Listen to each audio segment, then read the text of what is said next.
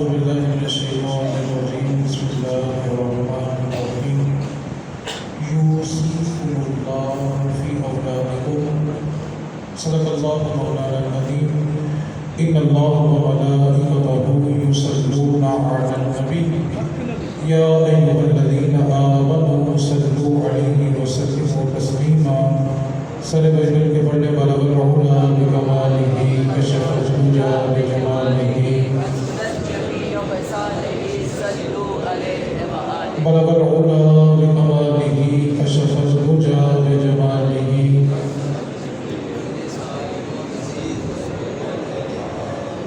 قرآن مجید کی ایک آیت کا کچھ حصہ تلاوت کیا ہے. اللہ تعالیٰ ہم سب کو قرآن سمجھ کر عمل کی توفیق عطا فرمائے. جو قرآن کریم کا حصہ آپ کے سامنے تلاوت کیا ہے، اللہ تعالیٰ نے ارشاد فرمایا یوصیکم اللہ فی اولادکم، اللہ تمہیں تمہاری اولاد کے بارے میں وصیت کرتا ہے. یہ جو آیت مقدسہ ہے یہ وراثت کے بارے میں نازل ہے. وراثت کا جو علم ہے اس کو اعلیٰ علم کہا جاتا ہے. اس کی وجہ یہ ہے کہ انسان کی زندگی کے دو حصے ہیں، ایک زندگی ہے، دوسری موت ہے. ساری زندگی جب انسان جیتا ہے تو نماز ہے، روزہ ہے، حج ہے، زکوٰۃ ہے، اور وراثت کا جو تعلق ہے وہ بعد والی زندگی میں ہے، اس لیے اس کو اعلیٰ علم کہا جاتا ہے. اور وراثت کے جو مسائل ہیں جس کا جو علم ہے وہ سیکھنا فرض ہے. بنیادی طور پہ ایک بات کو یاد رکھیں، اللہ تعالیٰ نے قرآن پاک میں نماز کا حکم دیا کہ نماز پڑھنا فرض ہے. کب پڑھنی ہے، کتنی پڑھنی ہے، کیسے پڑھنی ہے، اس کا ذکر قرآن مجید میں نہیں ہے. اس کی تفصیل کے لیے ہمیں حدیث پڑھنی پڑتی ہے. اللہ تعالیٰ نے حکم دیا کہ زکوٰۃ کو ادا کرو، کتنے بار پہ ادا کرنی ہے، کتنے عرصے بعد کرنی ہے، کس کو نہیں دے سکتے، اس کا ذکر قرآن میں نہیں ہے. یہ تفصیل پڑھنے کے لیے ہمیں حدیث کی طرف جانا پڑتا ہے. حج کرنے کا حکم قرآن پاک میں ہے کہ حج کرنا فرض ہے صاحب استقامت کے لیے. حج کیسے کرنا ہے، کتنے دن کہاں ٹھہرنا ہے، احرام کہاں سے باندھنا ہے، احرام باندھنے کے بعد کون کون سے کام نہیں کرنے، اس کی تفصیل جو ہے وہ قرآن میں نہیں ہے. اس کی تفصیل کے لیے ہمیں حدیث پڑھنی پڑتی ہے. جتنی بھی عبادات ہیں ان کا حکم قرآن میں ہے اور اس کی تفصیل جو ہے وہ حدیث میں ہے. اب یہاں پہ سوال پیدا ہوا کہ اللہ نے تفصیل قرآن میں ہی کیوں ذکر نہیں کی؟ جب حکم نازل ہو گیا تو اس کی تفصیل بھی ذکر کی جا سکتی تھی. بتانا یہ مقصود تھا کہ اگر سب کچھ قرآن میں آ گیا تو مصطفیٰ کے در پہ کون جائے گا؟ بتانا تو تھا نا کہ تمہیں یہاں تک آنے کے لیے بھی در مصطفیٰ پہ جانا پڑے گا.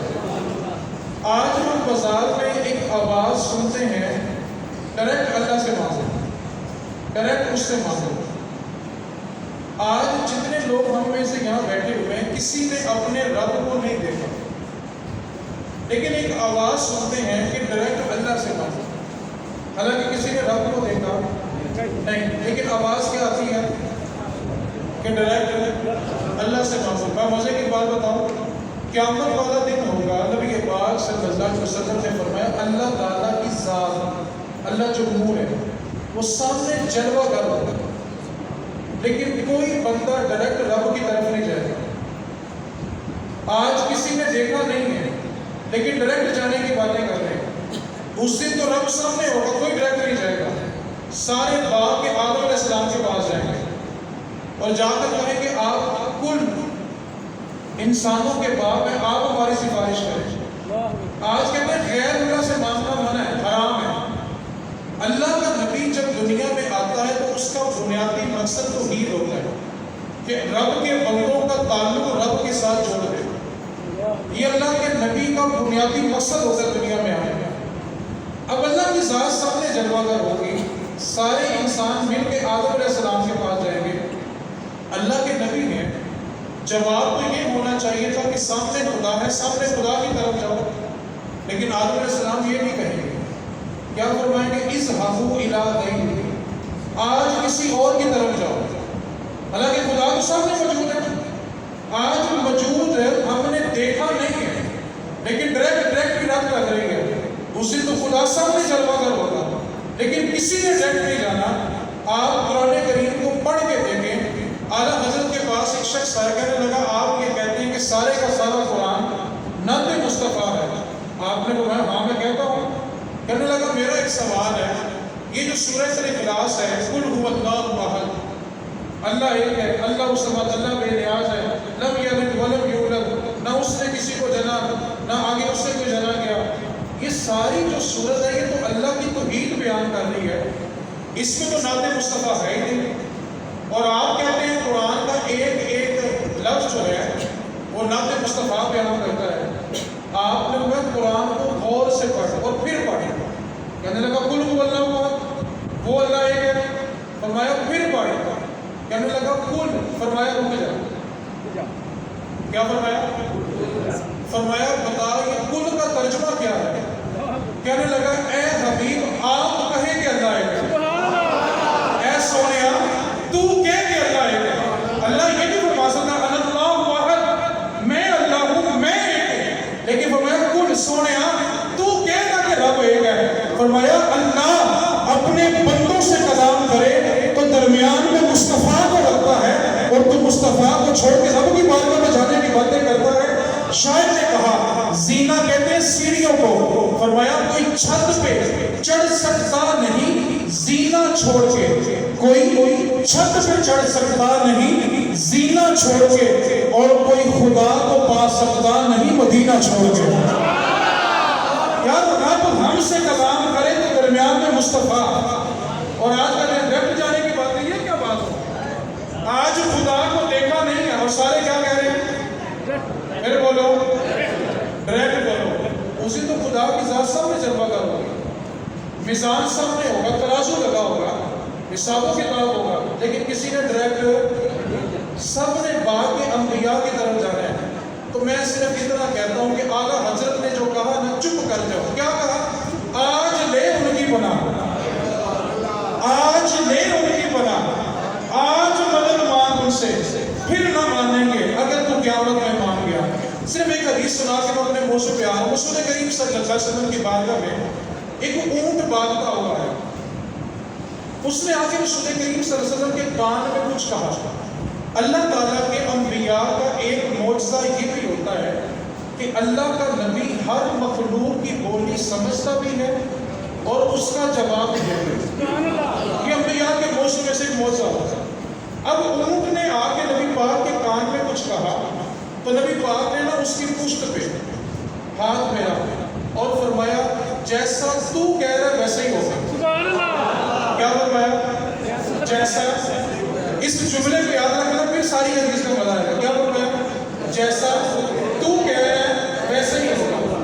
اب وہ اونٹ جو تھا نا رسول کریم صلی اللہ علیہ وسلم کی بارگاہ میں ایک سائڈ پہ کھڑا ہو گیا. تھوڑی دیر گزری کہ چند لوگ آئے، ان کے ہاتھ میں رسی بھی تھی اور چھری بھی تھی. آئے اور آ کے عرض کرنے لگے آقا یہ جو اونٹ آپ کے پاس کھڑا ہے نا یہ اونٹ ہمارا ہے. تو ہم اپنے اونٹ کو تلاش کرتے کرتے یہاں پہنچے اور اونٹ آپ کے پاس کھڑا ہے. تو رسول کریم صلی اللہ علیہ وسلم نے فرمایا کہ اونٹ تمہاری شکایت کر رہا ہے کہ ساری زندگی میں نے ان کا بوجھ اٹھایا ہے، اور اگر آج میری ہڈیوں میں گودا نہیں رہا، طاقت نہیں رہی، تو یہ مجھے ذبح کرنا چاہتے ہیں. ساری زندگی ان کا بوجھ اٹھاتا رہا. اب جب انہوں نے یہ جواب سنا نا تو رسی اور چھری رکھ کر کہنے لگے یا رسول اللہ جیسا آپ کہیں گے ویسا ہی ہوگا. رسول کریم نے اونٹ سے کیا کہا تھا؟ جیسا تو کہے گا. آنے والوں نے کیا کہا؟ آقا جیسا آپ کہیں گے ویسا ہی ہوگا. نبی پاک نے اگر میری بات مانی گی اس کی قیمت لو اور اونٹ کو آزاد کر دو. انہوں نے قیمت کی، وہ چلے گئے. اب اونٹ جو تھا نا جب اس نے آتے ہوئے دیکھا تھا نا کہ مالک آ گیا، چھری بھی ہے، رسی بھی ہے، وہ اونٹ اٹھا اور نبی پاک کے بالکل پیچھے آگے کھڑا ہو گیا. آج لے ان کی بنا، آج مدد مانگ ان سے. اب جب وہ اونٹ قیمت لے کے چلے گئے تو اونٹ نبی پاک کے پیچھے سے نکلا اور پھر سامنے آ گیا. اب جب وہ آیا تھا تو نبی پاک اس کی بات سن کے مسکرائے بھی تھے اور کیا فرمایا تھا؟ جیسا تو کہہ رہا ہے ویسے ہی ہوگا. جب قیمت دے دی اس کو آزاد کر دیا. اس نے جاتے وقت پھر نبی پاک کے کان میں کچھ کہا. جب وہ اونٹ چلا گیا نا تو رسول کریم صلی اللہ علیہ وسلم کے چشمان سے آنسو بہنے لگے. صحابہ نے عرض کی آقا اونٹ آپ کو کیا کہہ رہا ہے کہ آپ کے چشمان اطہر سے آنسو بہ رہے ہیں؟ نبی پاک صلی اللہ علیہ وسلم کا صحابہ اونٹ جاتے جاتے یہ کہہ کر گیا ہے اے اللہ کے نبی جس طرح آپ نے مجھے چھری سے بچایا ہے میں اللہ کی بارگاہ میں دعا کرتا ہوں اللہ آپ کی امت کو جہنم سے بچا لے گا. فرمایا آج نہیں ان کی بنا آج مدد مانگ مجھ سے. آج ڈائریکٹ اس دن تو خدا سامنے ہوگا اس کا نور سامنے جلوہ گر ہوگا. لیکن کسی نے ڈائریکٹ ہر کوئی وسیلہ ڈھونڈ رہا ہوگا. ہر کوئی وسیلہ ڈھونڈے گا تو بہتر نہیں بندہ آج ہی ڈھونڈ لے. سبحان اللہ. ٹھیک ہے.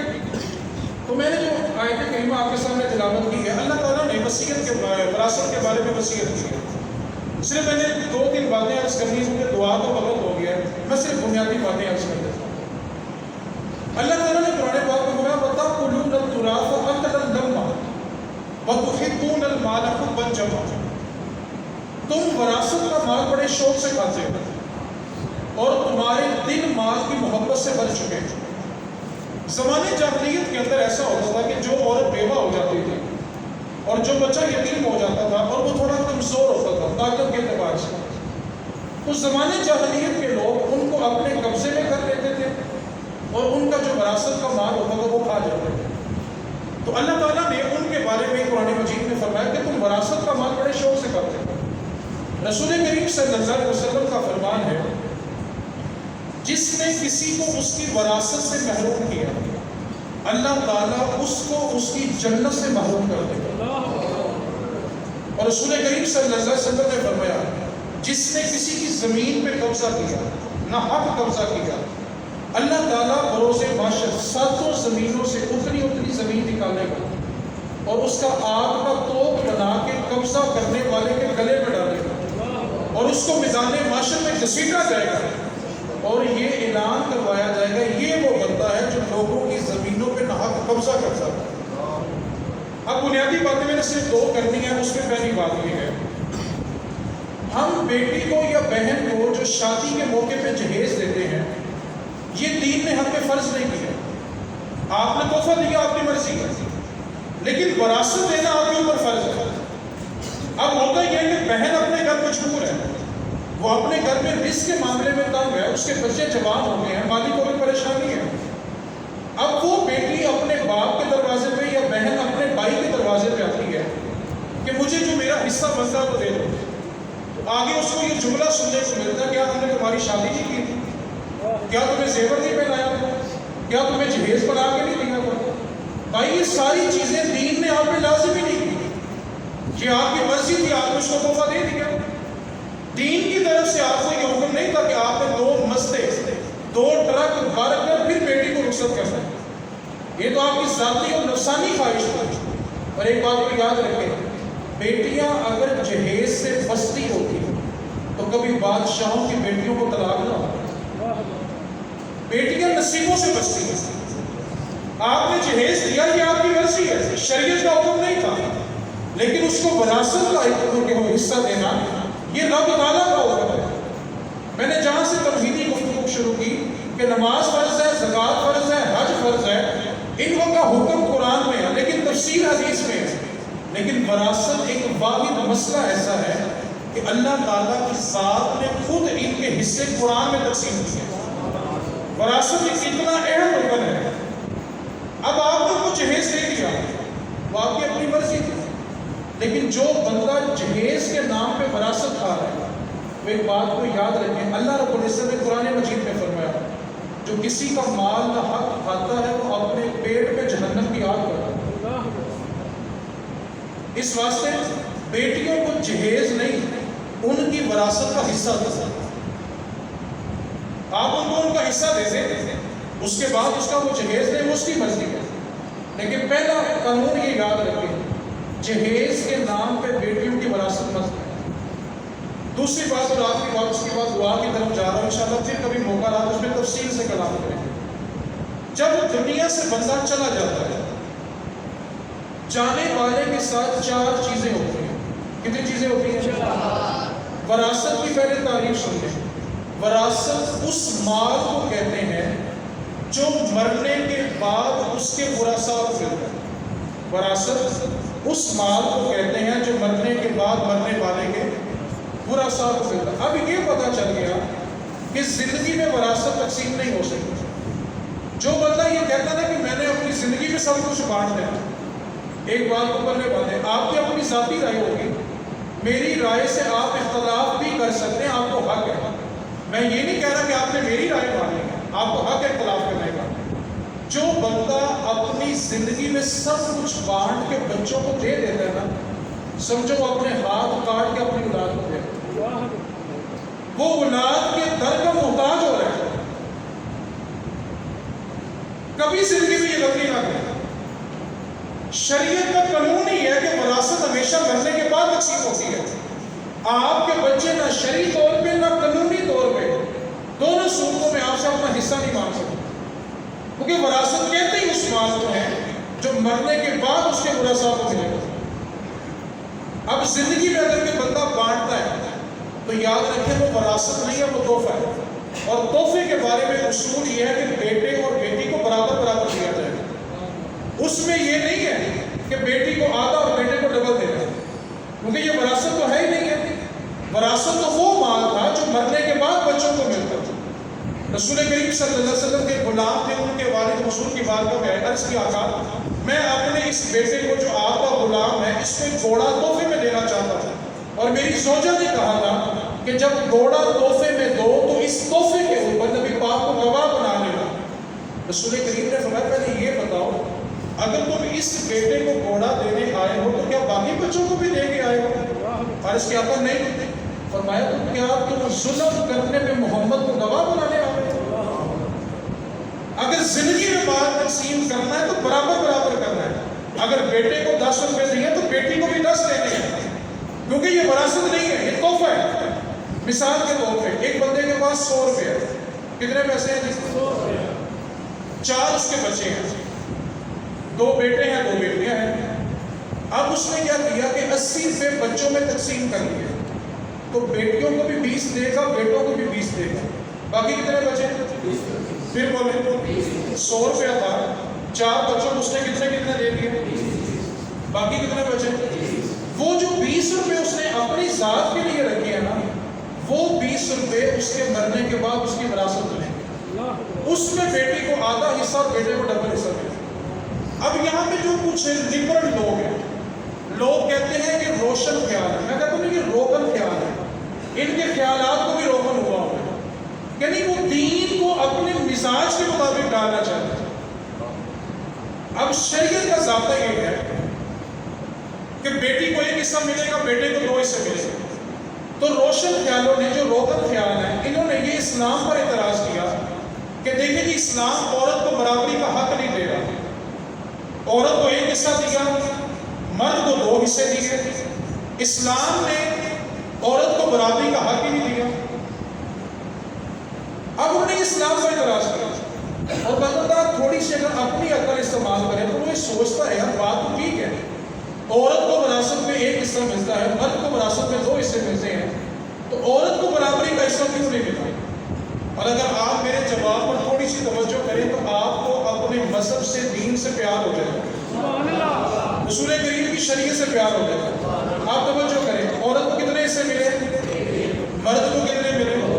اب دیکھنے میں کس کا حصہ کم ہے، لیکن اب آپ جواب سنیں۔ اگر مرد کو حصے 2 ملیں گے، بیوی کی ذمہ داری اسی مرد پہ ہے، بچوں کی ذمہ داری اسی مرد پہ ہے، بہن بھائی کی شادی کرنی ہے تو اس کے ذمہ ہے، ماں باپ بڑھاپے میں ہے تو ان کی دیکھ بھال اس مرد کے ذمہ ہے۔ حصے 2 ملے تو سارا خاندان پالنا بھی اس نے ہے۔ عورت کو اگر 1 حصہ ملا ہے نا، اس کے اوپر کسی کی ذمہ داری نہیں ہے، اس کو جتنا مال ملا سارا ہی عورت ہے، حتیٰ کہ اس کا مال اس کا شوہر بھی نہیں لے سکتا۔ عورت چاہے تو اپنا مال اپنے شوہر پہ خرچ کرے، نہ چاہے تو اس میں زبردستی نہیں ہے۔ اگر کوئی عورت نوکری کرتی ہے، تنخواہ لیتی ہے، تو اس کا شوہر اس میں یہ پابندی نہیں لگا سکتا کہ تم نے اپنی تنخواہ مجھے دینی ہے۔ مرد کے ذمہ عورت کو پالنا ہے، عورت کے ذمہ مرد پالنا نہیں ہے۔ تو دیکھنے میں عورت کا حصہ ایک تھا، لیکن جب ہم نے گہرائی میں اتر کر دیکھا تو عورت کو حصہ زیادہ ملا، کیونکہ اس کو جو ملا وہ سارا ہی اسی کا ہے۔ تو وراثت وہ مال ہوتا ہے جو مرنے کے بعد زندگی کے اندر جو مال بٹ جائے وہ وراثت ہے، اور زندگی میں اگر تقسیم کرنا ہے تو سب کو۔ ہمارے معاشرے کا سب سے بڑا المیہ بلا کیا ہے؟ ابا جی سارا پترا دے نال آ جاتے ہیں، وہ اپنی قبر میں آگ بن رہا ہے، وہ اپنی آخری منازل کو مشکل کر رہے ہیں۔ یہ دین کا ضابطہ ہے، آپ کسی کا حق مار کے جا رہے ہیں۔ آپ نے بیٹیوں کو ان کی وراثت سے، ان کے حق سے کیسے محروم کر دیا؟ ان کا حصہ ان کے رب نے رکھا ہے، للذکر مثل حظ الانثیین۔ بیٹی کا وراثت میں حصہ رب نے رکھا ہے، آپ رب کے رکھے ہوئے حصے کو کیسے کھا سکتے ہیں؟ آپ رب کے دیے ہوئے حق کیسے چھین سکتے ہیں؟ یہ کیا بات ہوئی؟ ادھی پہلیاں بڑے پتر کے نام، فلاں بغلہ بیٹے کے نام۔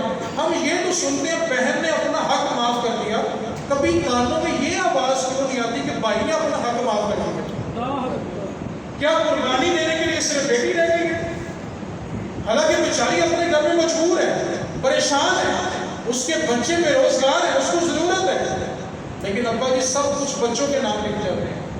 خدا را بیٹیوں میں یہ ظلم نہ کرو۔ اور اگر میں آپ کو زمانے جاہلیت کے اوراق میں لے کے جاؤں تو جو بیٹیوں کو زندہ درگور کرتے تھے نا، بیٹی پیدا ہوئی زندہ قبر میں گاڑ دی، دو وجوہات تھی بیٹیاں زندہ دفن کرنے کی زمانے جاہلیت کی۔ اور اس بات کو سننے کے بعد اس بات کی گہرائی میں اتر کے دیکھنا، کہیں وہ دو باتیں آج کے معاشرے میں موجود تو نہیں ہے۔ پہلی وجہ کیا تھی؟ بیٹیاں زندہ درگور کرنے کی۔ عرب کے لوگ بیٹیاں زندہ اس لیے درگور کرتے تھے کہ اگر اپنے قبیلے میں رشتہ نہ ملا تو بیٹی کی شادی دوسرے قبیلے میں کرنی پڑے گی، اور یہ ہمارے قبیلے کی شان کے خلاف ہے۔ اور اگر میں یہاں رک کر آپ سے پوچھ لوں، آج برادریوں کے بت کہیں ہم نے تو نہیں پال لیے؟ کیا آج یہ بت ہمارے درمیان موجود نہیں ہے؟ بیٹیوں کے سروں میں سفیدی اور چاندی ادھر ہے، لیکن برادری کا بت سامنے کھڑا ہوتا ہے۔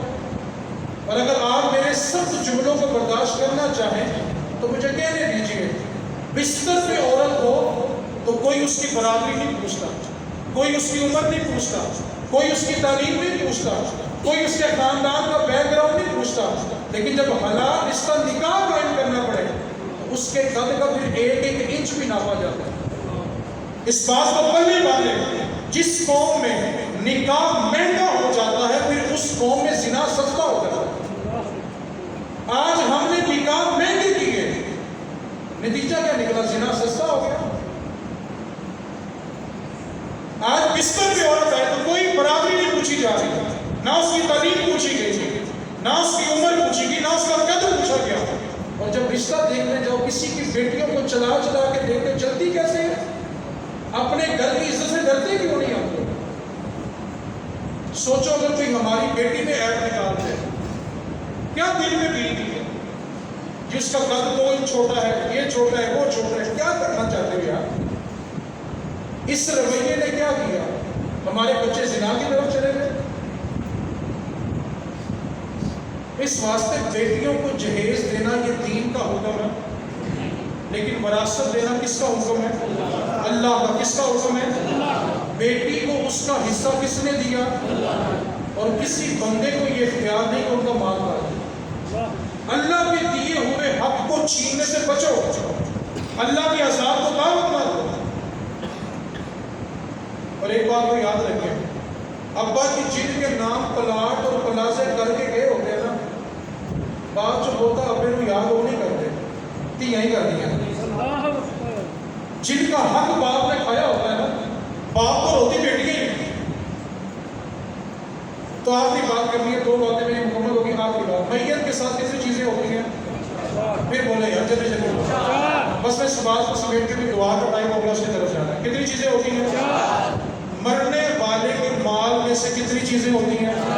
پہلی چیز، توجہ رکھنے میں جلدی جلدی بول رہا ہوں، مرنے والے کے مال میں سے سب سے پہلی جو چیز نکالی جاتی ہے اس کا کفن اور دفن ہوتا ہے۔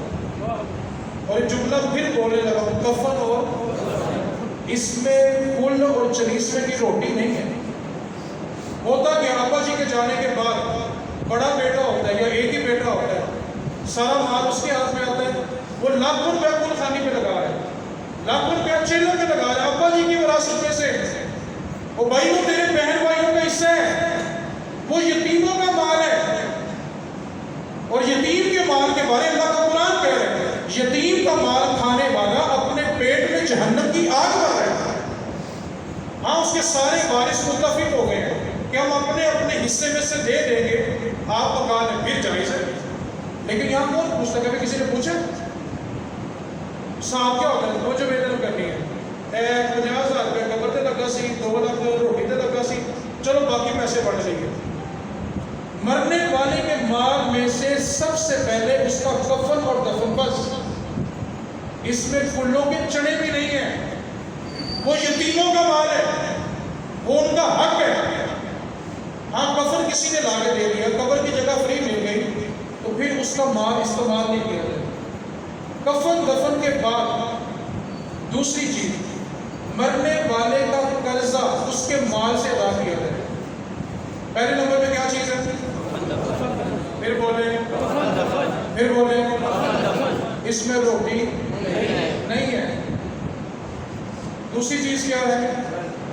اس کا قرضہ۔ اچھا، اب ایک بندے نے 100 روپیہ چھوڑا تھا، کتنے پیسے؟ 100 روپیہ۔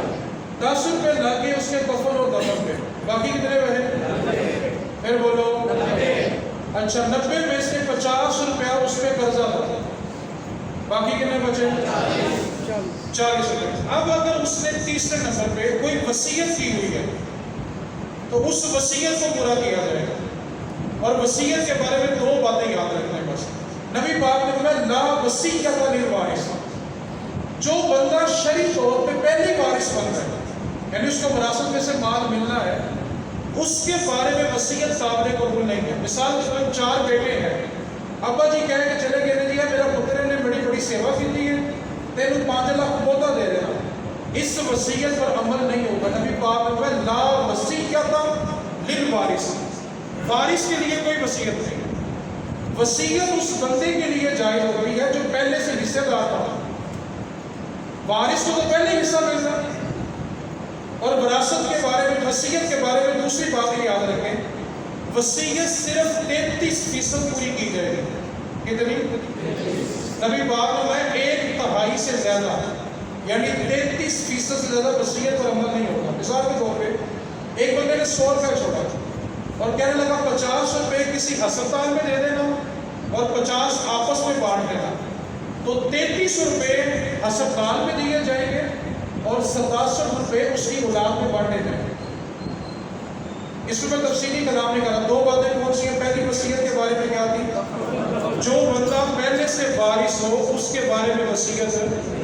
وصیت کس کے بارے میں ہوتی ہے؟ جو پہلے سے وارث ہو۔ اور نمبر 2، وصیت کتنی پوری کرنی ہے؟ 33%۔ اچھا، پہلے نمبر پہ کیا تھا؟ دوسرے نمبر پہ، تیسرے نمبر پہ بندے نے پیسے کتنے چھوڑے تھے؟ 100 روپے۔ 10 روپے کس پہ لگے؟ 50 روپے کیا کیا؟ باقی کتنے بچے؟ 20 روپے کی اس کی وصیت تھی، 20 اس میں لگ گئے، باقی کتنے بچے؟ یہ 20 روپے اس کی وراثت بنے۔ ہم کیا کرتے ہیں؟ سارا مال پہلے بانٹ دو، ابا جی کا قرضہ نہیں پڑا ہے۔ حالانکہ میرے نبی پاک کا فرمان ہے، شہید جب شہید ہوتا ہے نا، اس کے خون کا پہلا فوارہ جب نکلتا ہے، خون کا پہلا قطرہ شہید کا ابھی جسم سے نکل کے زمین پہ نہیں گرتا، شہید کا ایک قدم زمین پہ ہوتا ہے، دوسرا جنت میں ہوتا ہے۔ اسی سے اگلی حدیث سنے، میرے نبی پاک نے فرمایا شہید اگر 3 مرتبہ بھی شہید ہو جائے، اس کا قرض تب تک معاف نہیں جب تک بندہ معاف نہ کرے۔ قرض تو شہید کو معاف نہیں ہے، ابا جی کے ذمہ قرض ہے۔ اور اگر آپ حدیث کا مفہوم سمجھنا چاہیں، میں صرف مفہوم بیان کر رہا ہوں، کہ اس کی روح زمین و آسمان کے درمیان معلق لٹکی رہتی ہے جب تک اس کے مالی معاملات پورے نہ کر دیے جائیں۔ تو وراثت کے مال میں سب سے پہلے کیا نکالنا ہے؟ کفن اور اس کے بعد قرضہ، اس کے بعد وصیت، اور اس کے بعد جو مال بچے گا وہ وراثت ملے گا۔ اچھا، ایک بندے نے چھوڑا 100 روپیہ تھا، کفن دفن کسی نے دے دیا، قرضہ اس پہ تھا نہیں، وصیت اس نے کی نہیں، تو اب 100 کا 100 روپیہ اس کی وراثت ملے گا۔ اور اگر قرضہ بھی ہے، وصیت بھی ہے، کفن دفن بھی کرنا ہے، تو یہ سارے کا سارا اس بندے کے مال میں سے دیا جائے گا، اور سب کچھ کرنے کے بعد جو پیسے بچیں گے وہ اس کی وراثت میں تقسیم کیے جائیں گے۔ بس آپ سے یہ بات کہنا چاہتا ہوں، بیٹیوں کو ان کا حق دو، بہنوں کو ان کا حق دو۔ ایک بات کو یاد رکھیں، بہنوں کا حق تھا کہ آپ گھر میں روشنی کر سکتے ہیں، قبر میں روشنی نہیں کر سکتے۔ اس واسطے اس گھر کی بھی تیاری کریں، انشاءاللہ اس پر بھی کلام کریں گے۔ اللہ تعالیٰ ہم سب کو عمل کرنے کی توفیق دے۔